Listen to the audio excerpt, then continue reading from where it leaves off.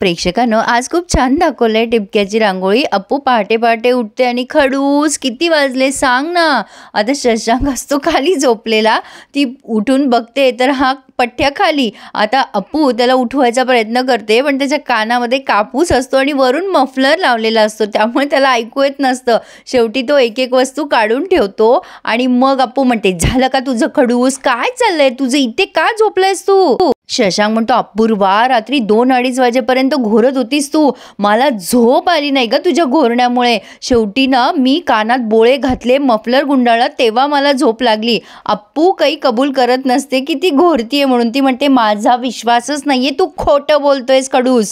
शशांक म्हणतो, अपूर्वा तू खूप विचित्र घोरत होतीस। अप्पू म्हणते, तू काही बोलतोयस हा खडूस? शशांक म्हणतो, हे बघ मी आता ना व्हिडिओ काढून ठेवेल, तुला पुरावा दाखवेल। अप्पू म्हणते, मी तुझ्यावर या बाबतीत विश्वास ठेवणार नाहीये, मी घोरत नाही हे मला माहिती, आणि तू आता पुन्हा म्हटलास ना खडूस तर बघ। अप्पू आता शशांकला उशा मारायला लागते आणि म्हणते, मी हार मानणारच नाहीये, आता जर म्हटलास ना मी घोरत होते तर बघ खडूस। तर इकडे माई, प्राची आणि पन्ना काकू तिघी किचन मध्ये आहेत। ही प्राची फोनवर बिझी असते। माई म्हणतात, अगं अप्पू आणि शशांक उठले का? प्राची म्हणते, माहित नाही माई, बाबा गेलेत वरती। माई म्हणतात, हे बघ प्राची, तुळशीजवळ दिवा लावून ये बरं। प्राची फोनवर बोलता बोलताच काम करत असते। पन्ना काकू म्हणत असतात, अगं प्राची, नाश्त्याला बोलव सगळ्यांना खाली, तुझं झालं की। ती सारखी फोनवर असते, त्यामुळे पन्ना काकू म्हणतात, अगं फोन बाजूला ठेव ना प्राचू, आधी काम कर।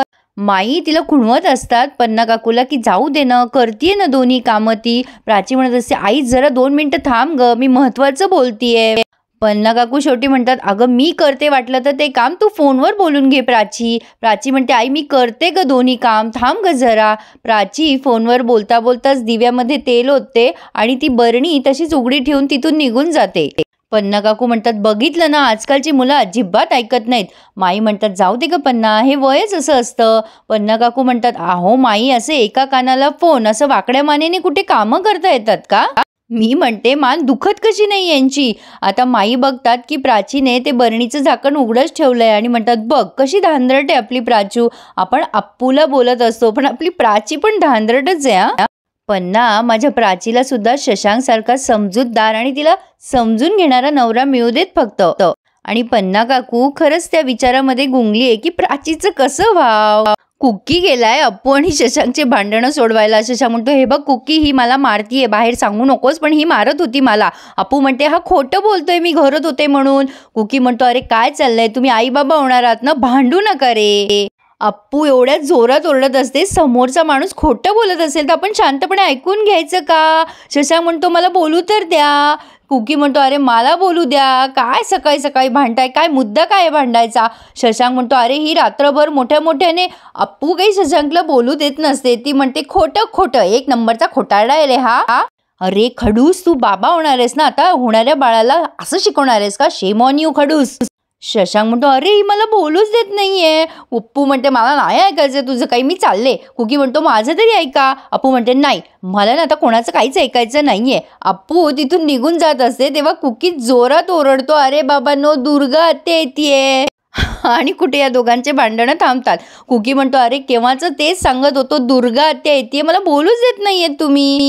अप्पू विचारतीये, केव्हा येतेय दुर्गा आत्या? आता कुकी फक्त हाताने खुणवतो की आत्ता येतेय असं काहीतरी, म्हणजे मला जाणवलंय, फक्त त्याने हात असा पुढे केलाय। असो, आता इकडे प्राची मॅडम दिवा घेऊन जात असतात तुळशीजवळ, तर तिच्या हातनं थोडंसं तेल दिव्यातनं कलंट खाली। सुमी, अमेय आणि मानसी तिथेच बसले।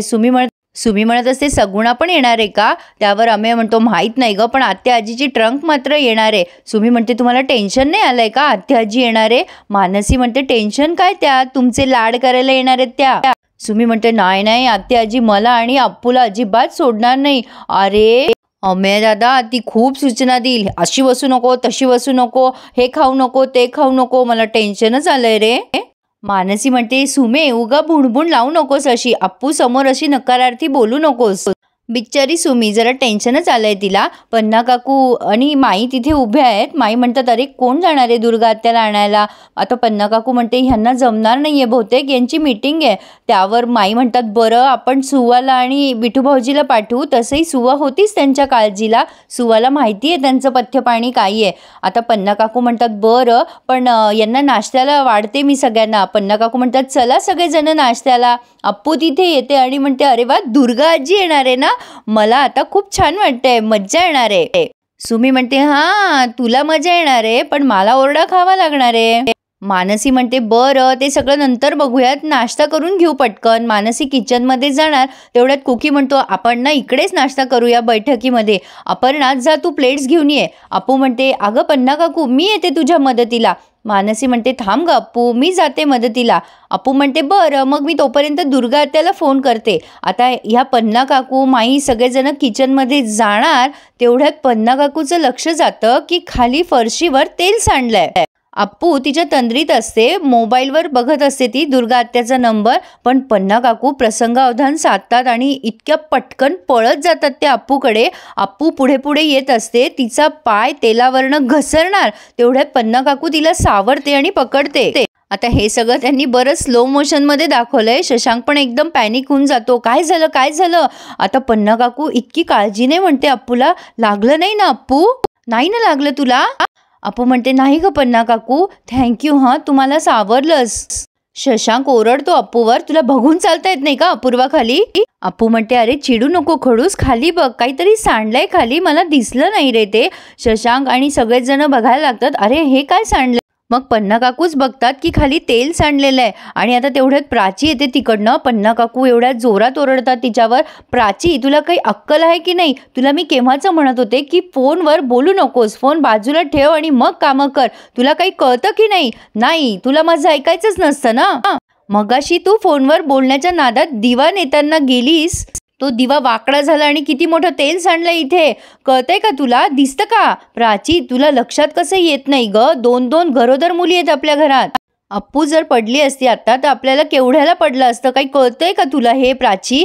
प्राची म्हणते सॉरी ग आई माझ्याकडनं चुकून झालं ग. आता माई जातात पन्ना काकू जवळ आणि म्हणतात शांत हो वापरणा.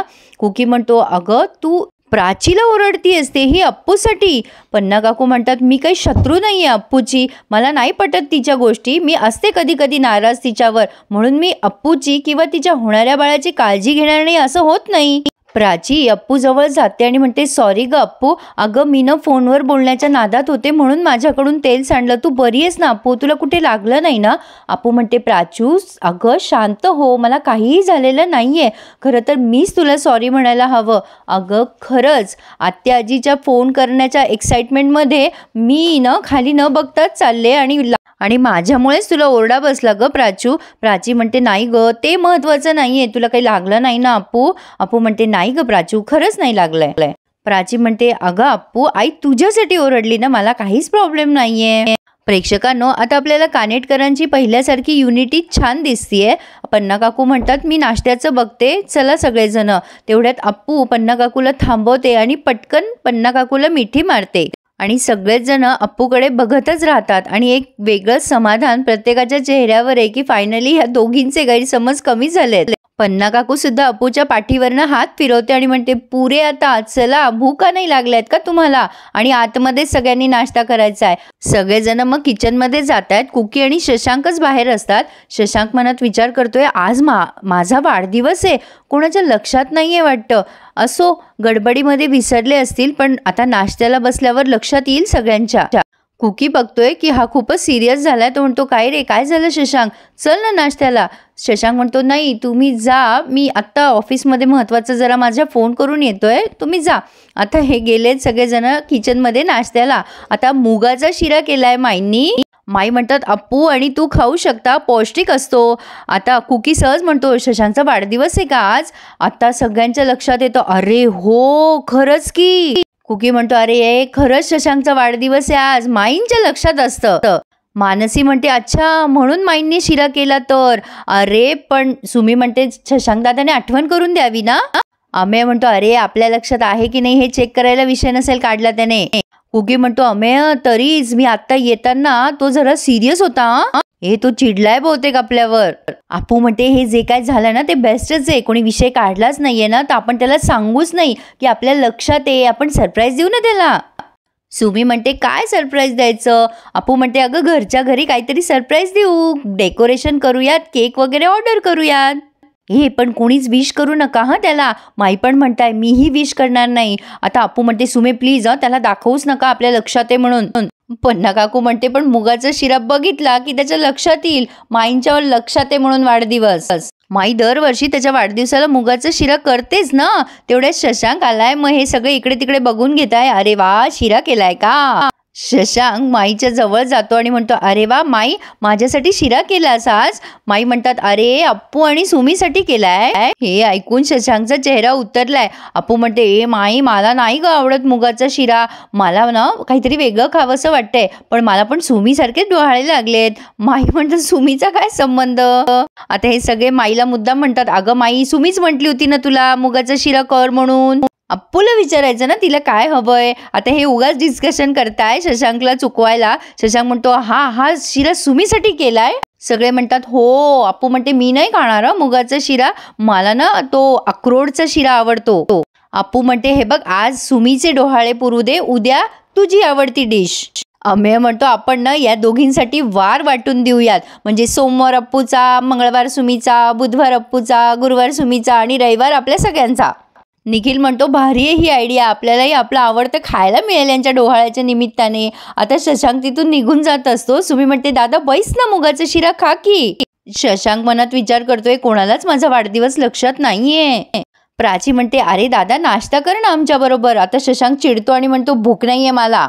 प्राची म्हणते दादा मुगाचा शिरा खा की. शशांक म्हणतो मला काम आहे ना, सांगितलं मला नको आहे, तुम्हीच खा मुगाचे शिरे. अमेय म्हणतो अचानक कसं काय तुला फोन आला, काही काम कसं काय आलं अचानक. शशांक म्हणतो काय आला होता फोन मला, माझी मीटिंग आहे ना, आणि नशीब माझी मीटिंग ऑनलाईन आहे, नाहीतर फोन करून मला इन्स्टिट्यूटमध्ये बोलवलं असतं.